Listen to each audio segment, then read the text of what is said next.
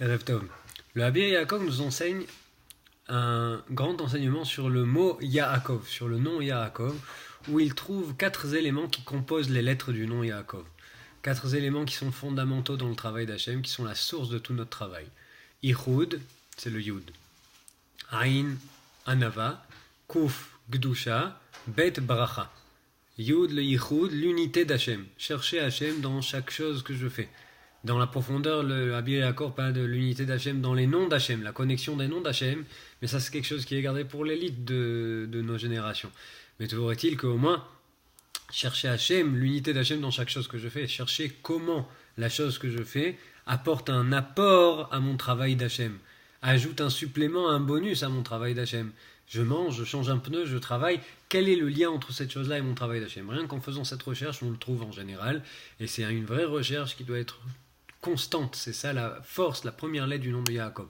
Ensuite, c'est la Hanava. La Hanava, on a parlé hier un peu de l'humilité, de la difficulté d'atteindre le degré de l'humilité, mais toujours est-il que le seuil d'essayer de limiter l'extravagance des dévoilements de ma fierté, de mon orgueil, c'est quelque chose qui est faisable, et ce travail-là est très important, et la recherche, la prière pour la vraie humilité. La troisième chose, c'est la Kedusha. La Kedusha, c'est la sainteté. La sainteté, c'est quoi? La sainteté, c'est principalement la Shmirat Habrit. La Shmirat Habrit, c'est quelque chose qui est très très très important pendant notre période là que nous passons, qui s'appelle période des Shovevim, qui compose les 5 lettres des parachiotes que nous vivons, les 6 lettres par an, Shemot, Vaïra, Bo, Beshalach, Yitro, Mishpatim. Et cette année, nous avons encore comme c'est une année bissextile, nous avons encore 2 semaines de plus. C'est Shovavim tête s'appelle. Et toujours est-il que l'importance de cette période-là, et dans la réparation de la Shmirat Habrit. Pourquoi? Parce que la Shmirat Habrit, c'est le centre de la vie de l'Israélite. Pourquoi?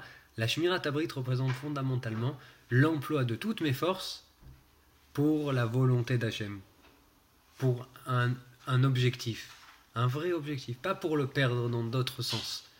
Et ainsi, la Shmirat Habrit, ce n'est pas juste le Yesod, c'est aussi la parole, ça c'est fondamental. Brit Yesod et Brit Milal, Brit de la paix, c'est la même Brit.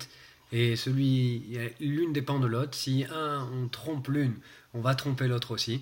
Et donc cette garde est primordiale. Mais au-delà de ça, la source de la Shmirat Habrit, c'est d'orienter toutes mes influences vers la volonté d'Hachem. Tout ce que je peux faire, je l'engage vers un même objectif, vers cet objectif central. Aucune perte de conscience, de concentration.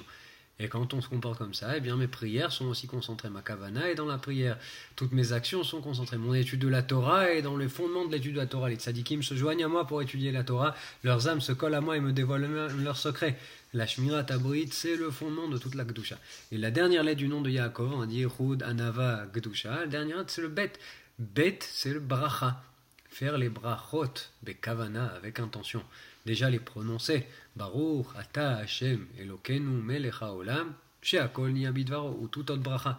Le Harizal met le point d'or sur les brachot anéenim, sur les brachot des choses qu'on profite quand on consomme quelque chose. Mais c'est aussi vrai pour les brachot des mitzvot, pour Berikat Asher Yatzar. Il y a des très grands secrets dans ces brachot, c'est une profondeur, ce lien avec Hachem dans les brachot, c'est quoi? C'est d'attirer la lumière d'Hachem, c'est pas un V, on passe pas une carte. On amène la lumière d'Hachem dans l'élément auquel on touche, dans la nourriture qu'on va manger, dans les téphilines qu'on met. Et la bracha achona, c'est pour permettre l'élévation de la chose qu'on a fait, l'élévation de la nourriture qu'on a mangée. Et ainsi, l'importance de la shmira des brachot est fondamentale aussi.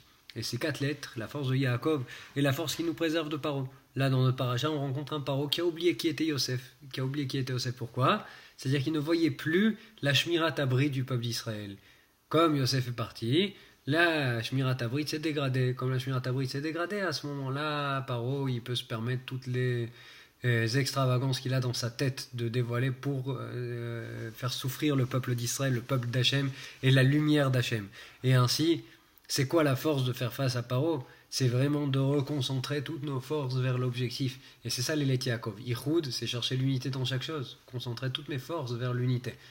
La Hanava, c'est quoi? C'est que mon orgueil ne fasse pas obstacle à la volonté d'Hachem. Donc c'est encore garder l'œil concentré sur la volonté d'Hachem.